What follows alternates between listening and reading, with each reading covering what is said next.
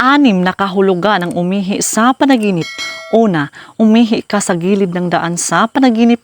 Ito ay nangangahulugan ng kawalan ng kontrol sa iyong emosyon o sitwasyon sa buhay. Pangalawa, umihi ka sa CR sa panaginip. Ito ay nangangahulugan na kailangan mong maglabas ng mga emosyon o saloobin upang magpatuloy sa buhay ng maayos. Pangatlo, umihi ka sa iyong pantalon sa panaginip. Ito ay nangangahulugan ng takot na mawala ng kontrol sa iyong buhay o sitwasyon. Pang-apat, umihi ka sa kama sa panaginip. Ito ay nangangahulugan ng problema sa iyong personal na kalinisan o isang sinyalis ng hindi pagkontrol sa mga aspeto ng iyong buhay. Panglima, umihi ka sa swimming pool sa panaginip. Ito ay nangangahulugan ng pakiramdam ng pagiging malaya o hindi na kayang pigilan ang iyong emosyon.